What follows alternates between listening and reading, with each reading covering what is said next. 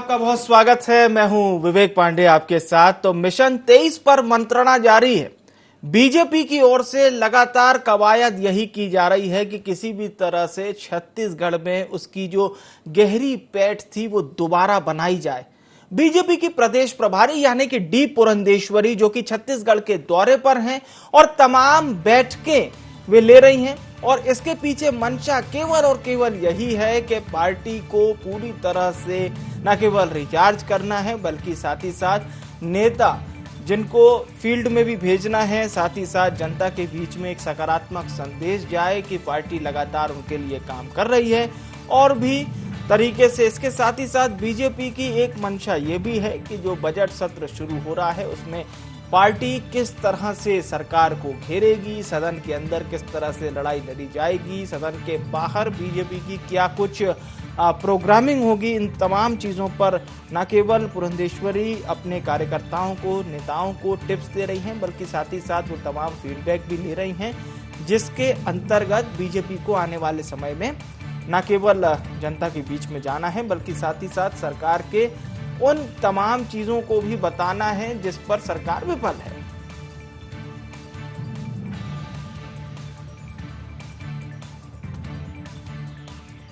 Bharatiya Janata party जनता के साथ साथ अपने कार्यकर्ताओं का भी विश्वास खो चुकी है।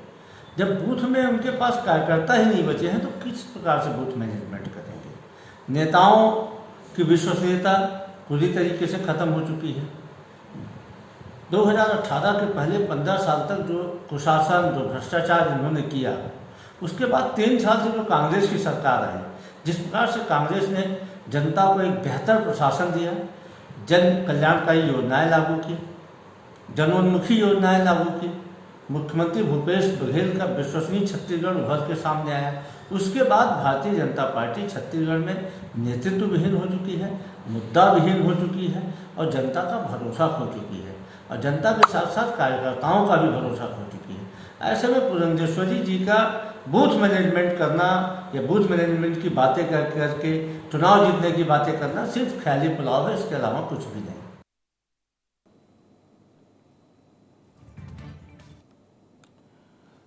तो सुशील आनंद शुक्ला को आप सुन रहे थे, जिनका ये कहना है, और तमाम न केवल कांग्रेस को लेकर उन्होंने चीजें बताई बल्कि साथ ही साथ बीजेपी पर भी जब उनसे सवाल किया गया तो तमाम वो बातें जिसको लेकर न केवल कांग्रेस चल रही है बल्कि कांग्रेस की एक बॉडी लैंग्वेज ये भी है कि किसी भी तरह से बीजेपी को न केवल कमतर दिखाया जाए बल्कि साथ ही साथ ये बताने की भी कोशिश की जाए कि सरकार कितना काम कर रही है। हमारे साथ रायपुर से सीधा हमारे संवाददाता नदीम मेनन जुड़ चुके हैं। नदीम, अगर हम बीजेपी खेमे की तरफ एक निगाह डालें और पुरंदेश्वरी का ये दौरा, लगातार बैठकों का दौर है, सभी देख रहे हो, पुरंदेश्वरी को लेकर न केवल थोड़ा सा नकारात्मकता भी है, चाहे वो उनके बयान हो या जो भी चीज हो। बहरहाल आज महत्वपूर्ण बैठकों से क्या कुछ निकलकर सामने आया है?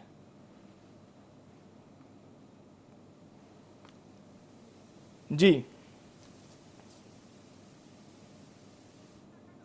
तो बीजेपी का मिशन 23 है और यही हम बताने की कोशिश कर रहे हैं, न केवल बैठकों के जरिए बल्कि साथ ही साथ वो तमाम कवायद जिसके लिए पार्टी जुटी हुई है। एक अहम दौरा डी पुरंदेश्वरी जो कि बीजेपी की प्रदेश प्रभारी हैं, तमाम बैठकों के जरिए उन्होंने अपने कार्यकर्ताओं और नेताओं को यही मैसेज देने की कोशिश की है कि गुटबाजी कितनी भी हावी हो लेकिन सब भूल जाइए, मिशन 2023 में जुट जाइए। जनता के बीच में जितना ज्यादा आप इन्वॉल्व होंगे, जितना जनता के बीच में जाएंगे, उतना बेहतर होगा बीजेपी के लिए भी। और साथ ही साथ अगर आगामी समय में आपको अपनी सरकार छत्तीसगढ़ में बनानी है तो इसके लिए मेहनत करनी होगी। तो अहम बैठकों का दौर इसीलिए हम इसे बता रहे हैं, न केवल विधायकों और सांसदों की क्लास बल्कि साथ ही साथ वो तमाम वरिष्ठ नेता भी, उन्हें भी बूस्टअप करने के लिए कहा गया है कि आप कार्यकर्ताओं को ज्यादा से ज्यादा बूस्टअप करें। इसके साथ ही साथ बीजेपी की अगर एक अहम हम बात करें जिसमें न केवल बीते समय में हुए नगरीय निकाय के चुनाव हैं जिसमें कांग्रेस ने बम्पर जीत दर्ज की थी, तो उसे देखकर भी अगर न केवल निष्कर्ष भी अगर निकाला जाए तो वहां पर कांग्रेस कहीं ना कहीं बीजेपी से बहुत आगे है। और इस बात को कांग्रेस लगातार दोहरा रही है कि ट्राइबल क्षेत्र हो या फिर शहरी क्षेत्र हो, दोनों जगह पर उसे जनता का प्रतिसाद मिल रहा है। जनता अपने आशीर्वाद को कांग्रेस की तरफ बढ़ा रही है। और दूसरी तरफ है बीजेपी खेमा, जो कि लगातार ये कोशिश कर रहा है कि किसी तरह से जनता को अपनी ओर किया जा सके। नदीम एक बार फिर से हमारे साथ जुड़ चुके हैं। जी नदीम, क्या कुछ निकल कर आया है अभी तक बीजेपी की इन बैठकों से? देखिए, 2023 मिशन के साथ ही साथ प्रदेश में किस तरह से बीजेपी को बूथ से यूथ को साधने का काम करना है, किसानों के मुद्दे पे किस तरह से जो है जनता के बीच जाना है, सरकार के 3 साल कंप्लीट हुए, यहाँ पर मुकम्मल हुए हैं कांग्रेस के, उसको लेकर के किस तरह से जो है सत्ता पक्ष को सदन से लेकर के सड़क तक घेरना है, क्योंकि विधानसभा सत्र भी जो है वो शुरू होने वाला है। 7 मार्च से यहाँ पर प्रारंभ है, उसको लेकर के रणनीति बनेगी। 23 मिशन को लेकर के बस्तर, जसपुर और छत्तीसगढ़ के तमाम विधानसभाओं में सांसदों और विधायकों के जो रिपोर्ट कार्ड है वो यहाँ पर खंगाली जाएगी। देखा जाएगा कि कौन किस तरह से काम कर रहा है, बूथ पे किस तरह से काम हो रहा है, जो जिम्मेदारी संगठन ने जो सौंपी थी जिन लोगों को, वो किस तरह से काम कर रहे हैं। क्योंकि कहीं ना कहीं संगठन में भी ये सुगबुगाहट नजर आ रही है कि फेरबदल की सुगबुगाहट जो है वो यहाँ पर नजर आ रही है। तो बहुत अहम बैठक है आज बीजेपी की। इस बीजेपी की बैठक से बहुत सारी चीज जो है वो निकलकर सामने आने वाली है। सब संगठन बदलाव को, बिल्कुल आपने जो बात कही है संगठन बदलाव की, मैं इस पर आपसे ही जानना चाहता हूं कि हमने देखा था बीते दिनों भी, चाहे डी पुरंदेश्वरी अपने बस्तर दौरे पर रही हों, उस दौरान किसी बड़े नेता को उस बैठक में शरीक होने को नहीं मिला था। लगातार कयास उठ रहे थे, लोग कह रहे थे इस बात को काफी मजबूती से कि क्या बड़े नेताओं की उपेक्षा हो रही है। और अब जब ये खबर निकलकर सामने आ रही है कि संगठन में बदलाव होगा, तो क्या पुराने समय से जो लोग पदों पर बैठे हुए हैं उनको अगर अलग किया जाता है, हालांकि अभी ये सुगबुगाहट है, फाइनल क्या होगा इसके लिए थोड़ा और इंतजार करना होगा, तो ये जो पुरानी पैनल है वो कैसे देख रही है इस चीज को? देखिए, ये इसी बात का तो मंथन यहाँ पर हो रहा है कि किस तरह से संगठन में एक काम किया जा रहा है, बूथ से लेकर के यूथ और किसानों के बीच, आम जनता के बीच किस तरह से पूरी बीजेपी जो है वो पहुंच रही है। क्योंकि हम हमेशा से बीजेपी का ये नियम रहा है, ग्रॉस रूट पर किस तरह से काम करना है, बूथ को मजबूत करना, एक बूथ 5 यूथ का जो मैनेजमेंट का काम करना है वो बीजेपी का यहाँ पर था। अब उसी पर किस तरह से काम करना है, और जो लोग काम कर रहे हैं हकीकी रूप से जमीनी स्तर पे काम कर रहे हैं, संगठन को मजबूत, बिल्कुल यही हम समझने की कोशिश करते हैं कि जमीनी स्तर पर बीजेपी किस तरह से काम कर रही है। बने रहिएगा नदीम हमारे साथ। अनुराग अग्रवाल जी जुड़ चुके हैं, प्रवक्ता हैं भारतीय जनता पार्टी छत्तीसगढ़ के। अग्रवाल साहब, सुगबुगाहट तो चल रही है, ये बोला जा रहा है कि कुछ संगठन में बड़ा बदलाव देखने को मिल सकता है। देखिए विवेक जी, भारतीय जनता पार्टी के लिए बदलाव कभी भी कोई विषय नहीं रहा, क्योंकि भारतीय जनता पार्टी व्यक्ति पे नहीं व्यवस्था पे काम करती है। अब कार्यकर्ता का चेहरा क्या हो रहा है उससे कोई मतलब नहीं है, क्योंकि पूरी की पूरी भारतीय जनता पार्टी कार्य करती है। 3 बार से ऊपर हो गए, अब मात्र कुछ ही समय बची है इस सरकार को। लगातार विभिन्न मुद्दे पे ये सरकार विफल साबित होते जा रही है। माननीय भूपेश बघेल जी तो छत्तीसगढ़ के लिए एनआरआई हो गए हैं, मतलब छत्तीसगढ़ में तो वो प्रवास पर आते हैं। जिस छत्तीसगढ़ मॉडल को लेकर भूपेश बघेल जी जगह जगह जाते हैं और हर जगह फेल होते हैं, लेकिन उसके बाद भी उसी छत्तीसगढ़ मॉडल का ढोल बजाते घूम रहे हैं। अब उत्तर प्रदेश में फिर ये मॉडल फेल होगा, लेकिन इस सरकार को ना तो शर्म है, ना तो किसी प्रकार का कोई दायित्व है कि जनता के हित में काम करे। ये सिर्फ और सिर्फ प्रचार की सरकार है।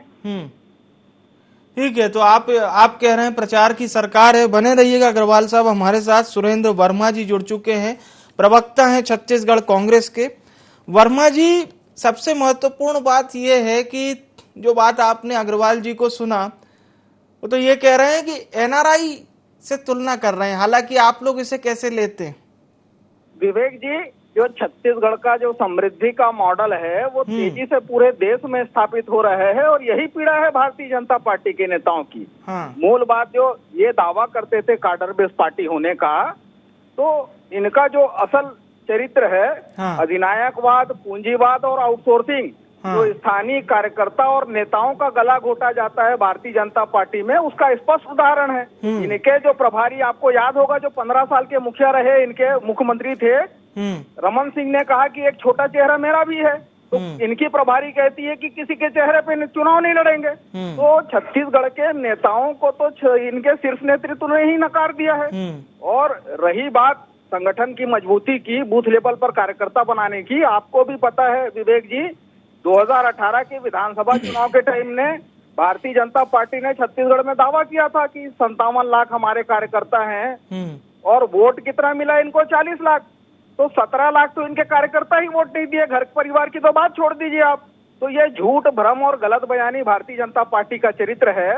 हाल ही में हमने देखा कि कैसे नगरीय निकाय चुनाव के टाइम में इनके प्रभारी नितिन नवीन गली गली घूमे, पुरंदेश्वरी जी से चिंतन शिविर लगा के बस्तर में थूकने का फार्मूला देती है, और परिणाम हुआ उल्टा, थूक में भारतीय जनता पार्टी बह गई, एक तरफा सफाया हो गया। नहीं, बयानों को लेकर तो है वर्मा साहब, बयानों को लेकर तो है, मैं अग्रवाल जी से भी सवाल करूंगा, लेकिन क्या जो आप लोग लगातार पुरंदेश्वरी जी के जो बयानों का एक मुद्दा उठाए थे, तो क्या कांग्रेस इससे लाभ लेने की भी कोशिश करती है क्या? एक ये सवाल जरूरी है विवेक जी। लाभ की तो बात नहीं है, जो छत्तीसगढ़िया की उपेक्षा 15 साल ये करते रहे, स्थानीय नेतृत्व को इनके द्वारा नकारा गया। इनके अपने नेता राम विचार नेता ननकीराम कंवर, नंद कुमार साय जैसे लोगों की उपेक्षा हुई। जो स्थानीय मूल निवासी है, ताराचंद साहू जैसे कद्दावर ओबीसी के नेता को, जिनकी 53% आबादी है छत्तीसगढ़ में, उनको उपेक्षा का शिकार होकर भाजपा छोड़ना पड़ा। तो अब ये छत्तीसगढ़ की जनता ने ठान लिया है कि जो छत्तीसगढ़िया स्वाभिमान और आत्मसम्मान के खिलाफ जो 15 साल आउटसोर्सिंग करते रहे, उनको 15 साल के बाद 14 सीट में समेट दिए हैं। फिर भी इनका अहंकार कम नहीं हुआ है, ये आपने डिजिट में रहने तैयार। जी बोलिए। तो विवेक जी, इनका जो चरित्र है पूंजीवाद, जुदेव, स्वर्गीय दिलीप सिंह जुदेव के पुत्र ने भी कहा था हाल ही में कि भाजपा चंद बड़े व्यापारियों के कब्जे में है। नंद कुमार साय ने भी कई बार कहा, ननकीराम कंवर ने भी हाल ही में कहा कि इन्हीं की पार्टी के लोग गड्ढा खोदने में लगे हैं। और तमाम जो मंच है भारतीय जनता पार्टी के, उसमें गाहे बगाहे ये चर्चा होते रहती है कि परिक्रमा करने वालों को पद दिया जाता है, परिश्रम करने वालों की कदर नहीं है। तो ये भाजपा जो है, इनका चरित्र स्पष्ट हो चुका है। पद जो है पार्टी में बेचे जाते हैं, टिकट बेचने की परंपरा रही है। तो ये तमाम चीजें हैं जिसके कारण से भारतीय जनता पार्टी को प्रदेश की जनता नकार दी है। ठीक है, आपने एक अहम बात बोली है वर्मा साहब, वो ये है कि भीतरी वर्सेस बाहरी। अग्रवाल जी, कांग्रेस ने इस बात को उठाया है और आपके खेमे से भी कई बार सुर आते हैं, पुरानी सरकार के मंत्रियों को लेकर भी कोई लगातार भले उस बात को खुलकर ना कहे, लेकिन वो सुर आते तो हैं सर, कहीं ना कहीं। अग्रवाल जी। सुरेंद्र जी, सबसे पहले तो मैं माननीय सुरेंद्र जी की बातों को लेना चाहूंगा। बहुत बढ़िया बात करते हैं सुरेंद्र जी। और ये झूठ बोलने की इतनी शानदार ताकत तो शीर्ष नेतृत्व से लेकर नीचे नेतृत्व तक कांग्रेस में ही संभव है। राहुल गांधी जी उत्तर प्रदेश में भाषण देते हैं कि मैं छत्तीसगढ़ गया था और छत्तीसगढ़ के हर गांव में मैंने फूड पार्क देखे। वास्तव में पूरे छत्तीसगढ़ में खोज के बताइए कितने फूड पार्क इन्होंने खोल रखे। और इन्होंने कहा कि छत्तीसगढ़ मॉडल के तहत कांग्रेस पूरे देश में जगह जगह मजबूत हो रही है, इसलिए इनको दिक्कत हो रही है। मुझे बता दें कि कौन से राज्य में कांग्रेस मजबूत हो रही है। अग्रवाल जी, थोड़ा उनकी बातों का जवाब तो दे दीजिए, फिर आरोप लगा लीजिएगा जी। कौन सी बातों का जवाब बोलिए। वो ये कह रहे हैं, सुरेंद्र वर्मा जी का ये कहना है कि छत्तीसगढ़ में जो छत्तीसगढ़ के व्यक्ति हैं आपकी पार्टी के, उनकी उपेक्षा हो रही है, ये बात कही उन्होंने। या मैं चाहूं तो सुरेंद्र वर्मा जी भी बने हुए हैं। सुरेंद्र वर्मा जी, आप अपनी बात एक बार दोहरा दीजिए। सुरेंद्र वर्मा जी, देखिए, जब आप इनसे सही सवाल पूछेंगे ये कभी जवाब नहीं देंगे। इनका चरित्र है और झूठ बोलने की जहां तक आरोप लगा रहे हैं, देश और दुनिया में प्रमाणित है। और आज शायद अनुराग अग्रवाल जी ठान के आए हैं कि ये मोदी जी को पीछे करेंगे झूठ बोलने में। फूड पार्क की ये बात करते हैं, जाके यहाँ के गोदानों को देखे, जगह जगह देखे। सवाल कर लिया ये अगर कोंडा गांव में मक्का प्रोसेसिंग यूनिट, बेमेतरा में टमाटर, मुंगेली में और तमाम गोठानों में प्रोसेसिंग हो रही है, चाहे वो कृषि उत्पाद की हो चाहे फॉरेस्ट प्रोडक्ट की हो। चलिए ठीक है। अग्रवाल जी, इसके अंदर में इतनी बंदरबाट हो गई है कि टीएस सिंहदेव जी और भूपेश बघेल जी की लड़ाई तो जग जाहिर हो गई है। ये सड़कों पे आ गई है। टीएस सिंहदेव जी किसी बात को कहते हैं, भूपेश बघेल जी उस बात को काट देते हैं। और गिराई का स्तर तो इस स्तर तक पहुंच गया छत्तीसगढ़ में कि इनके विधायक इनके मंत्री के ऊपर हत्या करवा देने तक का आरोप लगाते हैं और इनके एनएसयूआई के अध्यक्ष टीएस सिंहदेव जी के गुट के द्वारा हत्या कर देने का आरोप लगाते हैं। राजनीति में इतना नीचे स्तर छत्तीसगढ़ ने कभी नहीं देखा।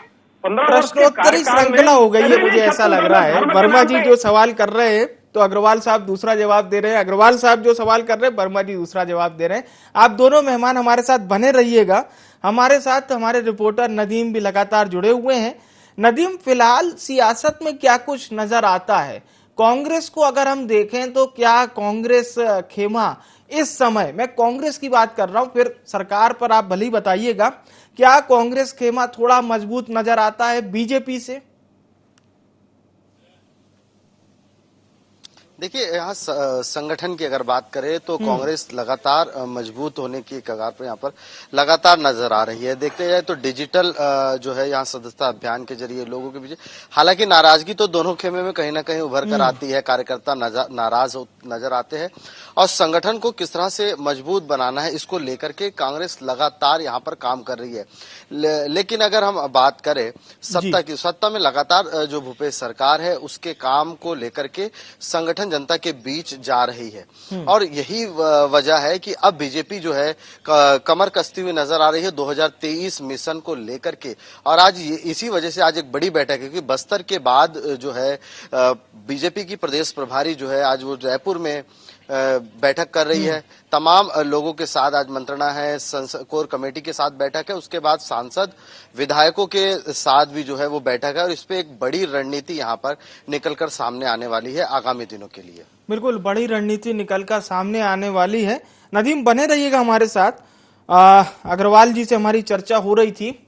अग्रवाल जी, हालांकि आपने जवाब नहीं दिया सुरेंद्र जी की उस बात का। सुरेंद्र जी के सवाल, अब ये बात खंडन तो आप ही करेंगे ना सर कि ये सवाल सही है कि गलत? वाकई में कुछ ऐसी बात है भीतरी बाहरी की या एकदम दरकिनार कर रहे हैं आप? अग्रवाल जी, ये आपसे सवाल है। जी, मैंने वही कहा कि पिछले 15 वर्षों से सुरेंद्र जी कहते हैं कि छत्तीसगढ़ियों की उपेक्षा हुई। मतलब ये कहीं ना कहीं स्वीकार करते हैं ना कि 3 बार छत्तीसगढ़ की जनता ने हमें चुना और पहली बार इनके बुलावे में आकर जनता ने इनको चुन लिया है, प्रचंड बहुमत दिया है। जब जनता का जनादेश आता है तो व्यक्ति को कार्य करना पड़ता है, लेकिन ये कार्य करने के बजाय धोखेधड़ी पे उतर आए हैं। देखिए, स्पष्ट इन्होंने छत्तीसगढ़ के महिलाओं से वादा किया था कि हम शराबबंदी करेंगे। आज इनका शराबबंदी का छत्तीसगढ़ मॉडल तो झारखंड अपनाने लगा है। इन्होंने स्पष्ट वादा किया था युवाओं से कि हम आपको सामाजिक कार्यों से जोड़ के 2500 रुपए बेरोजगारी भत्ता देंगे। आज ये सिरे से इस बात से मुकर जा रहे हैं, हमने तो बेरोजगारी भत्ता का वादा ही नहीं किया था। मतलब 10 लाख बेरोजगारों के से बेरोजगारी भत्ता का वादा किया था कि नहीं किया था, ये बताएं। अगर ये मुकर जाएंगे तो वो युवा इनको देख लेंगे। हम आते हैं महिला स्व सहायता समूह की बात पर। महिला स्व सहायता समूह का इन्होंने कहा था कि कर्जा माफ कर देंगे। कर्जा माफ करना तो दूर, महिला स्व सहायता समूह जो रेडी टू ईट फूड बेचती थी, आज उन्होंने इसको भी उनके हाथ से छीन के उसका सेंट्रलाइजेशन कर दिया है। एक बड़ा सपना होता है गरीबों का कि हमारा खुद का मकान हो। केंद्र सरकार ने इनको लगभग 11 लाख मकान दिए। ये राज्यांश ना दे पाने के कारण वो मकान वापस कर दिए। केंद्र सरकार ने, मोदी जी ने गरीबों को कोरोना काल में 5 किलो प्रति व्यक्ति अतिरिक्त चावल दिया। मैं पूछता हूं ना कि छत्तीसगढ़ की जनता से पूछो ना कि वो चावल गया कहां? आप सिर्फ 3 वर्ष में 51,000 करोड़ का कर्जा ले लेते हैं। एक भी अधोसंरचना के कार्य नहीं करते हैं। चलिए, वो पैसा गया कहां? मैं बताता हूँ वो पैसा कहां गया। विजय, छोटी सी विवेक बात। बोलिए सर, बोलिए। असम के चुनाव में छत्तीसगढ़ का पैसा जाता है, ये एटीएम बन जाते हैं। उत्तर प्रदेश में किसान के साथ घटना होती, वहां ये 50 लाख रुपए प्रति किसान देते हैं। क्यों? क्योंकि अपने अकाउंट को खुश करना है। छत्तीसगढ़ में 500 किसान आत्महत्या कर लेते हैं, इनके घर तक नहीं जाते हैं। वास्तव में भूपेश बघेल जी केंद्रीय नेतृत्व के सामने अपने को मजबूत करने के लिए छत्तीसगढ़ को दांव पे लगा दी है। छत्तीसगढ़ को एटीएम बना के रखा है और छत्तीसगढ़ का पैसा पूरे देश भर में कांग्रेस उसको एटीएम के समान इस्तेमाल कर रही है। अच्छा, ठीक है। मैं वर्मा जी का रुख करना चाहूंगा। वर्मा जी, काफी आरोपों की झड़ी लगा दी अग्रवाल साहब ने। विवेक जी, आपने इनसे पूछा था कि क्या कारण है स्थानीय नेता और कार्यकर्ताओं के हक का गला घोटना भाजपा का राजनीतिक चरित्र बन चुका है। नहीं, उन्होंने ये जवाब दिया कि उसके बावजूद भी 15 साल तक हमें जनता ने चुना था। वो कैसे चुना विवेक जी? इनके प्रभारी शिव प्रकाश जी का बयान आपको याद होगा उन्होंने कहा था कि आप अपने पुरुषार्थ पर नहीं बल्कि बी टीम जो अंतागढ़ के षड्यंत्रकारी थे उनके सहयोग से 15 साल आप सरकार में रहे। ये मेरा नहीं है, ये कथन है शिव प्रकाश जी का, जो इनके राष्ट्रीय प्रभारी है। और उसके बाद इनके झूठ की जो पोल है वो लाइन से मैं खोलूंगा, समय दीजिएगा। जो ये सामाजिक कार्य से जोड़ने की बात कर रहे थे, हमारा वादा था, और राजीव गांधी मितान क्लब का गठन प्रत्येक पंचायत में जो हम कर रहे हैं वो उसी दिशा में है। बेरोजगारी भत्ते का वादा इनका था 2003 में। 15 साल सरकार में रहे, इनको याद नहीं आया। शराबबंदी की बात करते हैं, शराबबंदी हमारा वादा था और उस दिशा में सरकार आगे बढ़ रही है। और ये सामाजिक बुराई है, उसके लिए विपक्ष का धर्म निभाने से ये भाग रहे हैं। जो राजनीतिक कमेटी बनाई गई है उसमें आज तक नाम नहीं दिए। और हमने तो देखिए, आपको याद होगा 2016 में गोवा को पीछे छोड़कर रमन सिंह के नेतृत्व में प्रति व्यक्ति शराब खपत में नंबर 1 बना था छत्तीसगढ़। अभी तो क्रमिक रूप से 173 दुकानें बंद किया है हमने और खपत में कमी आई है। 400 करोड़ के राजस्व को 5000 करोड़ से ऊपर पहुंचाने वाले यही भाजपा ही है। शराब में डुबोने वाले, गली मोहल्लों में हुक्का बार खोलने वाले हमने तो बंद किया है। और ये झूठ, इनका जो झूठ है महिला समूहों से काम छीनने का। अच्छा सुनिए, तो सुप्रीम कोर्ट के सुन लीजिए, ऐसे बात नहीं होगी। विवेक जी चुप कराइए इनको। ये संगीत स्लीपर सेल जब इनको आईना दिखाए तो तकलीफ होती है। ऐसे बात नहीं होगी विवेक जी, ये बीच में बोलेंगे तो। हाँ, नहीं वो नहीं बोल रहे बीच में। जी ठीक है। अच्छा सुनिए, तो सुरेंद्र जी, हमने शुरुआत की थी कार्यक्रम की मिशन 23 से, और आप दोनों सम्मानित प्रवक्ताओं से हमने यही जानने की कोशिश की थी मिशन 23 पर क्या फोकस है। हालांकि आरोप प्रत्यारोप की झड़ियां तो चलती रहती हैं साहब, वो तो लगातार जारी रहेगी। मिशन 23 पर आप ही की तैयारी बता दीजिए, फिर मैं रुख करूंगा अग्रवाल जी का और उनकी बैठकों से क्या कुछ निकल कर आ रहा है उस पर सवाल करूंगा। जी वर्मा जी बोल सकते हैं आप। भूपेश बघेल जी तत्कालीन प्रदेश अध्यक्ष थे कांग्रेस के। प्रत्येक विधानसभा में 90 के 90 विधानसभा में हमने संकल्प शिविर आयोजित किया, पदयात्रा की, और लगभग 6 लाख कार्यकर्ता उस समय हमने बनाया था। अभी जो हमारा सदस्यता अभियान चल रहा है, 7.5 लाख से अधिक कार्यकर्ता बन चुके हैं। और हमारे यहाँ जो बन रहे हैं, इनके समान मिस कॉल कार्यकर्ता फर्जीवाड़ा नहीं होता है। मतदाता का जो पहचान पत्र का क्रमांक है वो भी दर्ज करना होता है और तत्काल उसी समय फोटो खींचा जाता है। तो 10 लाख का जो हमारा कार्यकर्ता है, उनको जो 10 शर्तें जो जिनको मंजूर है वही हमारे कार्यकर्ता बन सकते हैं। और भारतीय जनता पार्टी का फर्जीवाड़ा तो लगातार प्रमाणित हुआ है। हमने अभी सदस्यता अभियान भी शुरू किया है। प्रत्येक बूथ में कमेटियां बन रही है। सारे मोर्चा संगठन जो है, यूथ कांग्रेस, एनएसयूआई, महिला कांग्रेस, सभी में जो है सक्रियता बढ़ी है। और ग्राउंड स्तर पर सरकार और संगठन दोनों की तैयारी चल रही है। कंधे से कंधा मिलाकर काम कर रहे हैं। सरकार के कामकाज पर जन तक पहुंचाया जा रहा है। जो 3 साल के सुशासन में भूपेश बघेल जी के नेतृत्व में जो सरकार काम कर रही है, और मोहन मरकाम जी हमारे संगठन के मुखिया हैं, उनके द्वारा संगठन स्तर पर जो काम है वो भी बूथ स्तर पर ले जाया जा रहा है। ठीक है, तो जो 10 लाख का आपने टारगेट लिया है वो अचीव कर लेंगे ना? मतलब बिल्कुल 7.5 लाख से ऊपर सदस्यता हो चुकी है। हाँ विवेक जी, ठीक है सर, ठीक है। अब मैं अग्रवाल जी का रुख करना चाहूंगा। जी अग्रवाल जी, थोड़ा आपकी पार्टी की क्या कुछ सर तैयारियां चल रही, और ये जो 2 दिवसीय ये जो बैठकों का दौर है उसमें से क्या कुछ निकलने वाला है? विवेक जी, भारतीय जनता पार्टी में बैठक और संरचना ये लगातार चलती रहती है। माननीय पुरंदेश्वरी जी उसी कड़ी में रायपुर आई है। छत्तीसगढ़ के प्रत्येक जिलों में हमारे यहाँ बैठकों का दौर चल रहा है। आज जब पुरंदेश्वरी जी रायपुर आई हैं, तो अभी कुछ दिनों पश्चात विधानसभा सत्र चालू होने वाला है।